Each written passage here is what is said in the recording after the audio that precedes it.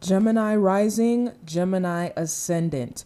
These two terms mean the same thing. It pretty much means that this is someone who has Gemini on their first house cusp, all right? In this video, I'm going to be discussing everything you need to know about someone who has Gemini rising and what you can expect when someone has Gemini rising, Gemini ascendant, all right? So let's talk about it. So when you have Gemini rising, Mercury is your ruling planet.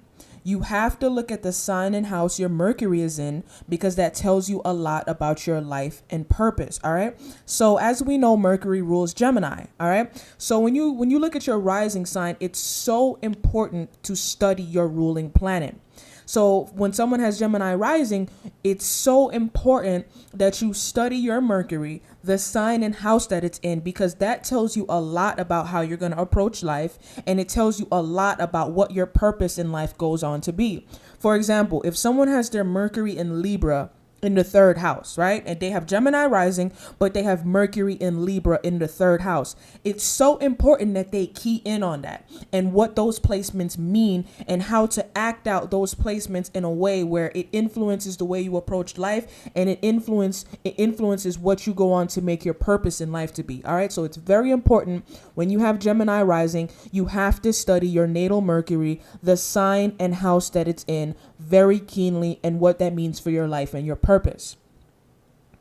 Gemini rising people love to learn, and they approach life with the intention to learn, study, accumulate information, satisfy their curiosities, and be good communicators and speakers. All right. So this is what the rising sign tells us. It tells us the type of things that we love. It tells us how we approach life and what intentions we approach life with. Right. So when you have Gemini rising, you love to learn and you approach life with the intention to learn. That's what you want to do. You want to learn as much as you can. You want to study as much as you can as far as whatever it is that you like. You want to accumulate facts and information. You want to satisfy whatever your curiosities are and be a good communicator and speaker. This is what you want to do when you have Gemini rising. These people tend to come off as scattered, overly talkative, anxious, and flaky unintentionally. They may have very thin frames and people say they age backwards. All right. So our rising sign tells us how we tend to come off unintentionally.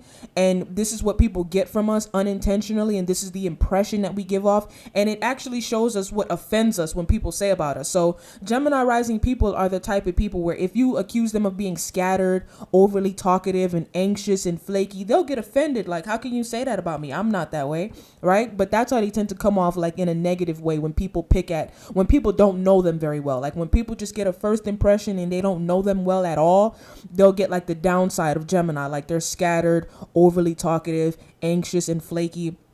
And they may have very thin frames. Like Gemini rising people tend to be very thin and have thin bodies. And people say they age backwards and they look much younger than they actually are. And as they get older, they actually look younger as they get older. All right. So this is what your rising sign tells you. It tells you how you come off and how your rising affects your appearance and what people see. And not only that, Gemini rising people come off as very smart people. All right. So there's good and bad with everything, right? These people are usually good with their hands and are good writers, all right? Gemini energy is associated with being good with your hands and being a good writer, all right? So you tend to see this a lot when people have Gemini rising, like they're very good at drawing and stuff like that and all things involving working with their hands. LeBron James, Will Smith, and Amy Winehouse are said to have this placement. Now, with LeBron James, it's very obvious because he plays basketball. Basketball, you have to be very good with your hands. And LeBron James absolutely aged backwards. Because if you notice, like LeBron looked older when he was younger. And as he got older, he looked younger. So you absolutely see this with LeBron James. He has definitely aged backwards as he got older. And he's, of course, as we know, he's good with his hands because he plays basketball. And then when you look at Will Smith, it's obvious to see how Will Smith has this because Will Smith, initially, he was a rapper. Like when he first started, before he became an actor, he was a rapper. And remember, rapping has to do with being a good communicator and speaker. Amy Winehouse, you can see this with Amy Winehouse because Amy Winehouse had a very thin frame. She almost looked sick because she was so thin. It's like, wow, like eat a sandwich or something. Like, good Lord, this woman looks so thin, right? So you can see it with these three, how they had Gemini rising and Gemini ascendant. And that's pretty much everything you need to know. Thank you for watching. Like, share, subscribe, comment down below. Let me know what you think. Take care.